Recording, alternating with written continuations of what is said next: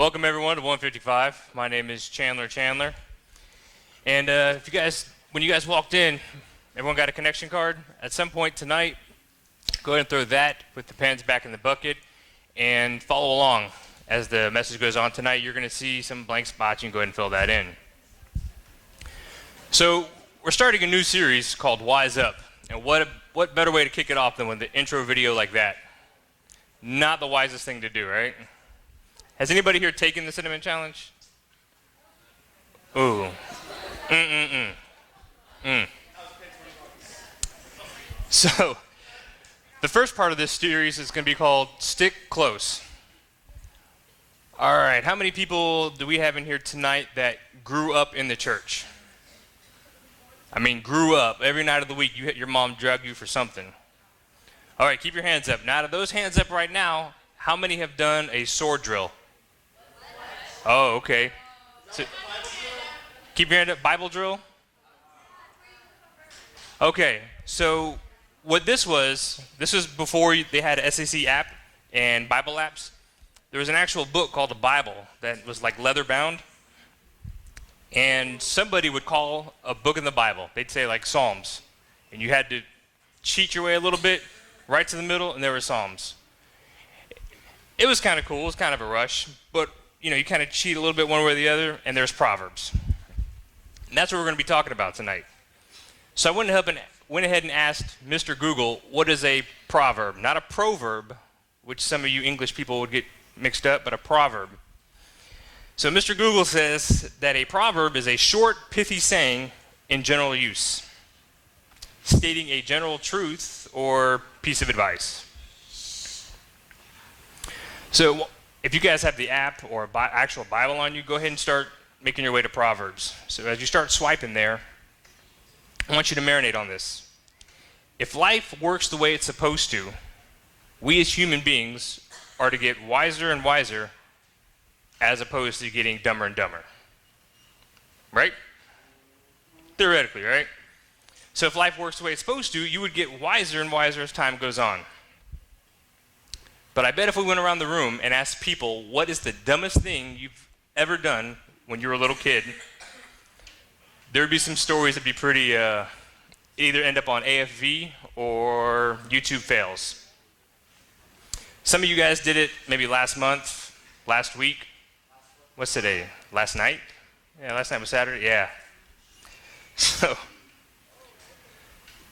every time I speak, I either bring you a video or I give you a story. Well, tonight you're going to get one of each. So we saw the video. I'm going to give you a little story right now within the context of being wise. So back in the day, I was with Kathy. She was probably about, 19 months pregnant, and we were living in Homestead, Florida. Yeah, 19, I round up. So it's a long story, but I'm going to break it down for you. Basically, there's some family issues, and somebody said, hey, somebody's picking on me. I'm not liking it. And Kathy's like, well, what are you going to do? I'm like, if you guys have been in my small group, I always have two options. Right, Cole? Two options. So here are my options. I can just say, hey, you know what? It's just words. If it doesn't affect your family or there it is, paycheck, not worth stressing over. Or I could let that testosterone speak and let's go see what happens. Well, if I did the right thing, we wouldn't have a story right now. So here it is. I go down to the country bar and I find the guy. I said, hey, I hear you got a problem with somebody in my family. Oh, no, man, there's no problem. Because it's funny how people like to hide behind texts, emails, pages, the beepers. But when you confront them face to face, it's a whole different story. So he was like, no, I don't have a problem. I'm like, good. Better not be a problem. So here I am thinking I got a little win, walking around, yeah. About 5 minutes later, somebody taps me on the shoulder, says, hey, I hear you got a problem with one of my friends. Well, your friend's got a problem with my friend. Well, we can settle this outside right now. I'm like, hey, ain't nothing but asphalt and opportunity outside. Let's do it. So here I go. I walk outside. A little bit nervous because I'm just thinking it's going to be one-on-one. There's a mob outside. it'll probably be 4 of my friends against 12 of his. But I act cocky, and I reach into my pocket, and I pull out a mouthpiece. And I had it molded, because I always figured if you go to fight someone and they pull out a mouthpiece, I might second guess myself, because this guy's been in a fight or two in his life. So I put it in, and the options. Tuck tail, but I look like a coward, or I could see what happens. Well, some of my friends had a little better mindset than me. Chandler, don't do it. You're in the Army. You're going to lose your clearance. He's not worth it. And plus, we're outnumbered 3-1. Okay, fine. So I walk back inside, think it's done. He's taking his shirt off. He's yelling, calling names. I'm still feeling like, I should have done something. So I hop in the car and I go leave. Pretty soon, not even 2 miles from my house, I see this car kind of doing this chicken game with me. And he's trying to run me off the road. I looked at him and I laughed, and I'm like, hit me. I got full coverage. I'm not worried about it. Not the best response. So I pull into my apartment. I think I lost him. Kathy goes upstairs, and I'm down there with one of my friends. We're just talking about what happens, and I'm like, pretty sure they made it into the complex.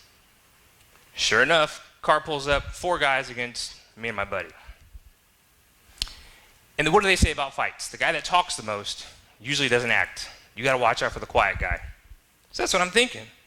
This guy gets in my face, and he's like, I hear you got a problem. And I'm like, buddy, sit down, go home. As I turn, all I saw was this fist coming and clocked me right there. I go down, I break a window off of a car. My buddy jumps up, he hits that guy. I jump up, try to hit him back. Next thing you know, my buddy pulls me away, and I'm like, no, let's do it. He's like, he's got a knife. Okay, now it just got real. 2 options again. So I say, pop your trunk. So he pops his trunk, and in his trunk, I had a 18-inch Mossberg shotgun. So I pulled it out, and I started loading rounds. And they weren't buckshot, they were slugs. So I load them, cock it, and I aim it, and I'm leaned into it. 2 options. In life, there's always 2 options. I could shoot his back window out and look like a man, or I could shoot the back window out and actually hit somebody and go from damage of private property or protecting yourself to murder. Just like that. Well, he spun off while I was thinking, made it outside the gate. I think as he hesitated another 30 more seconds, it would have been a different story. So that's where the story should end, but it doesn't. All I know is a guy comes across the street, and he's like, hey, what's up, man? I heard something's going down.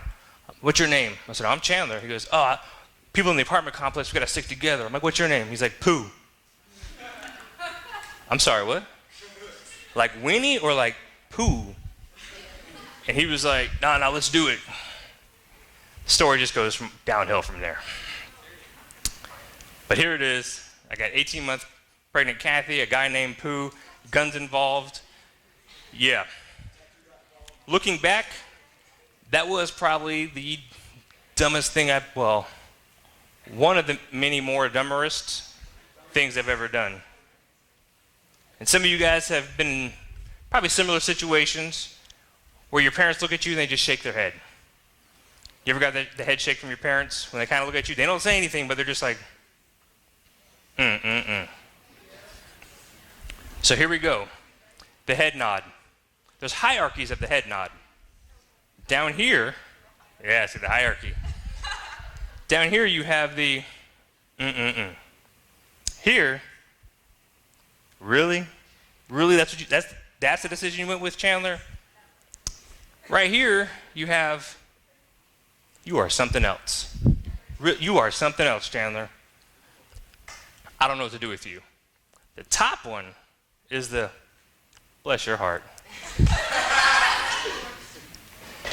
So when your parents give you a bless your heart, it's really like your parents were saying, is there 0 amount of wisdom in that huge dome of yours? And probably for about 22 years, they were right. There was none up there. So over the next few Sundays here at 155, we're going to talk about wisdom. And it's this book in the Bible that will help us get wiser as we get older. The Bible says you don't get wisdom just by getting older. You actually have to do something to get wisdom. Fact. So here we are. I'm sure you guys have found Proverbs by now. Proverbs 4, we're going to start at verse 5. And it says, get wisdom, develop good judgment. Don't forget my words or turn away from them. Don't turn your back on wisdom, for she will protect you. Love her, and she will guard you. Getting wisdom is the wisest thing you can do. And whatever else you do, develop good judgment. So once again, we'll do some hands. How many people taking English in school right now? All right, let's go with this side of the room. What is it called when you take something that's not human and assign it human qualities? Look at that. Yes. So do you see what just happened? In the Bible, they reference wisdom as a girl. I know, right? You're like, really? God, you couldn't say him? All right. But it says she will protect you. Who is she? Big Mama? I mean, no, she is wisdom. I just want to point that out. So as we go on and we talk about wisdom, it's kind of in a personified way. Love her, wisdom, and she will guard you. Gain wisdom is the wisest thing you can do, and whatever else you do, develop good judgment. So when we break these verses down, here's what I would say. You don't get wiser simply just by getting older. You have to actively seek and pursue wisdom. For instance, you got to maybe try reading Proverbs. Why is Proverbs awesome? Because for all my short attention span people that have attention spans the size of an African tsetse fly, you guys try? Yeah, they're. Bless your heart. All the verses are short in Proverbs. It's great. So everyone has a handout. So we're going to look at that. If you notice, there's this little green paper in there, and it's called the Wise Up Challenge. Right? Make sure you don't lose that paper because we're going to come back to that later on. So let's go back to this book of Proverbs. Proverbs covers a whole list of subjects. From work, laziness, how to get along with your family. You name it, and Proverbs probably has an answer for it. For the next 3 weeks, we're going to look at that and how that ties in with friendships. To sum up Proverbs, basically it has all kinds of nuggets of knowledge about friendship. So, Proverbs, nuggets of knowledge. All right. So Proverbs 18:24. There are friends who destroy you, but a real friend sticks closer than a brother. There are friends who destroy each other, but there are real friends, a different kind of friend who sticks close. All right, so we're going to break that down even further. How many people know the difference between a friend and an acquaintance? Big difference, you guys would say, right?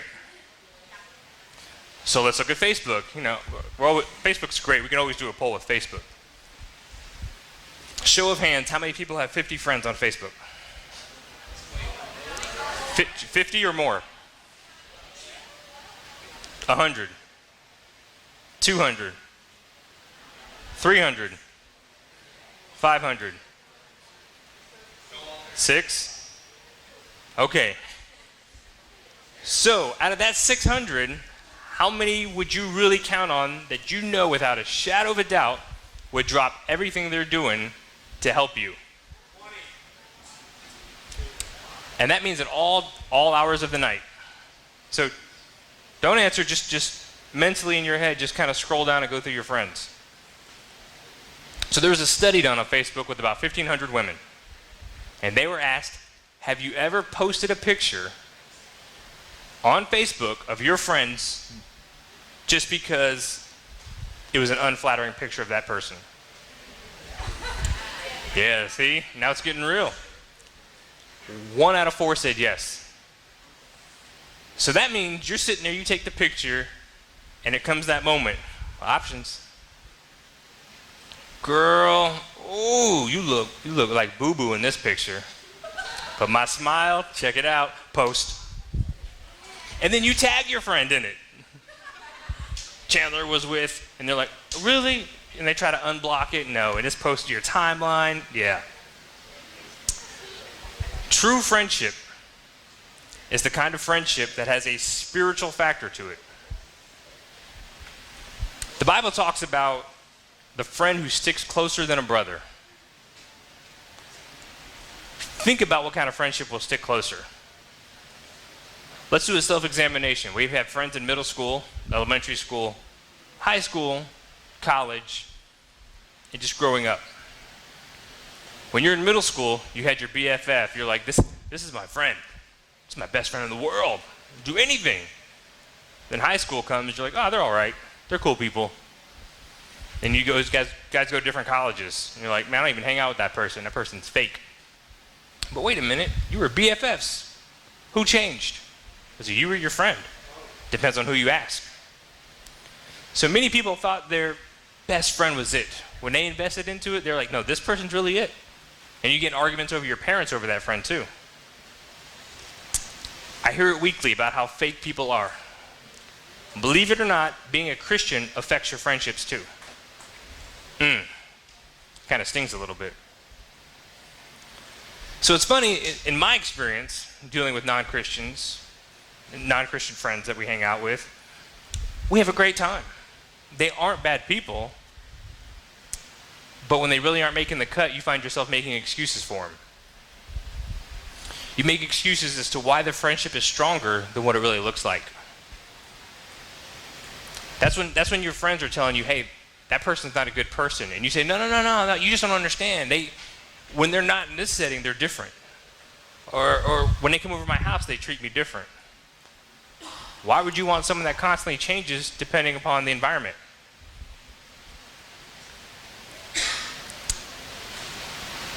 The example I just gave earlier, prime example, I could have diffused the situation and not gone to that rough night by simply ignoring it, or it could have gone in a whole different way.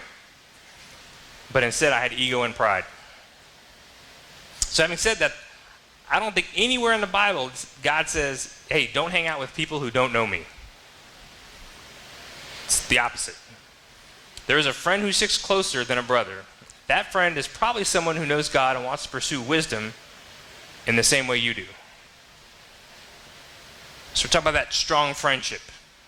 So when it comes to being sticky, right, a real sticky, true friendship, it can't be that bootleg Scotch tape that you get from the Dollar Tree that you keep pulling it out and it never sticks.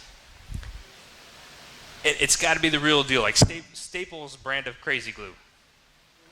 So everyone when they went to kindergarten or high school, the Elmer's white glue, you know what I'm talking about? Where you glue your fingers together and make glue boogers? All right, but if this glue you can do this with and make glue boogers, try to do that with crazy glue. Yeah, someone's going to end up with an ER trip, probably some skin missing. So what kind of friendship do you want? You want the glue boogers, or you want the real deal crazy glue, which means you get some crazy friends? What I want you to think about for the next few minutes is, what does a super glue friendship look like? Can you have a super glue friendship, a friend who sticks closer than a brother, just by saying, oh, we're cool. Just because you said it doesn't make it happen. There has to be actions that follow it. Super glue friends stick together here at 155. So how many of you have you seen me at the front welcome desk for the past couple weeks? All right. So I get to see a lot up there. Sometimes, usually I'm on some kind of caffeine rush when I'm up there, so you never know what's going to happen. But I'll see it. I'm talking to somebody. So let's, for example, we'll use female. And I'm talking, hey, how you doing? Well, how was your week? And all of a sudden, her head will shift 90 degrees, but her body stays the same. I hear a high-pitched squeal, flappy arms, then they run and jump and tackle somebody. And I'm like, what just happened here? It's like, did you have a stroke? I mean, what's going on? That's because good friends wait for each other. They can't wait to see each other the next time. Now, guys, we don't squeal, and we definitely don't do flappy arms. It's pretty much, dude, where were you last week? Well, I had to, yeah, whatever, you suck. Hey, I saved you a seat. All right. And then I witnessed some type of punch. They punch each other, usually burp or maybe a methane exchange. I don't know how the ritualistic things go, but I stay over there. Super glue friendships stick together inside church, and they stick together outside of church. This means when you go to school with the same people you go to church with, you're supposed to have their back there. You're supposed to have their back at both places. And a lot of times we're afraid to do that. We have no problem calling people out here, 155. Hey, why'd you make that joke? Or hey, why are you talking about my friend like that? But at school, if you sit at the same lunch table, you'll hear somebody make a comment, hey, they ain't talking to me. And keep eating your little Jell-O pudding pack or whatever it is. But it's funny. The more comfortable surrounding you're in, the more you'll call your friends out. But when you're in the middle of the mall, they tell you a joke, you just go ahead and laugh right along with it. What would be really interesting is to put a microphone on everyone here during a school week and then play it back on Sunday. That tape would probably catch on fire before it even made it through the doors. To pursue Proverbs, wisdom in your relationship, build super glue friendships. The band starts to get ready. I'm going to start wrapping it up here. Really bring home what a sticky friendship means. Some of you are thinking, hey, my friendship with this person, it's worth making it super glue. And you're going to talk about this later on. Maybe after we break from here, you're really going to do a self-look at what kind of friendships you have and what kind of friend you are.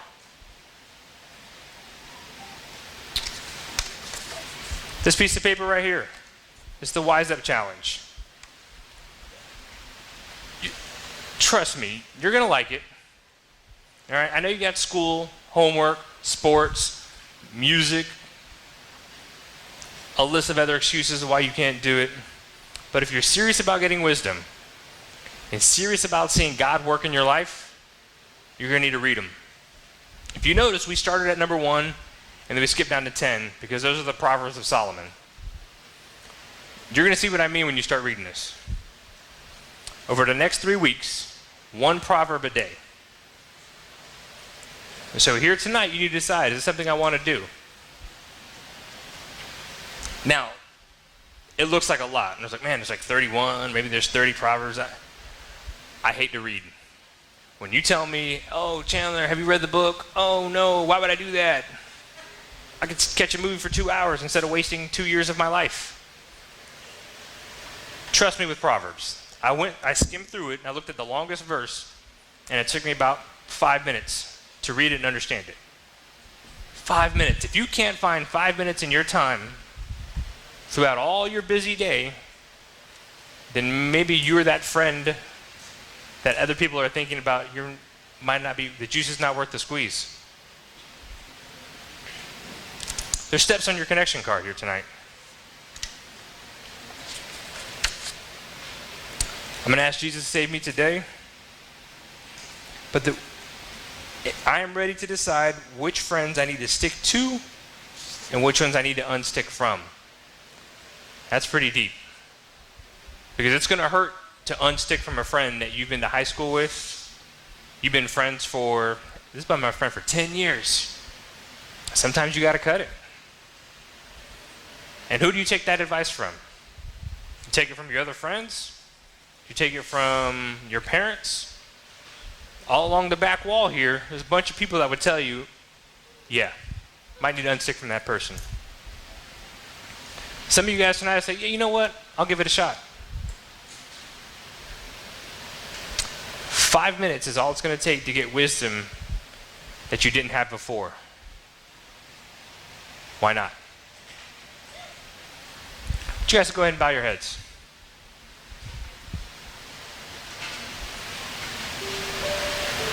We're just going to sit here and think for a second. Do a self-examination.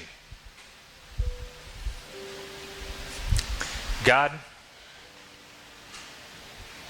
I've grown up with a lot of people, a lot of friends, and I can't tell which ones the ones I want to have a sticky super glue friendship with, which ones I need to cut from.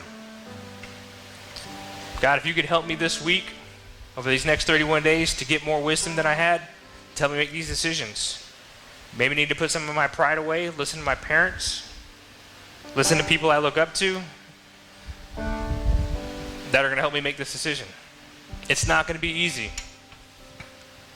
But if you look to your left and your right tonight, all these people here are going to support your decision no matter how bad it is. How bad it hurts, not how bad it is.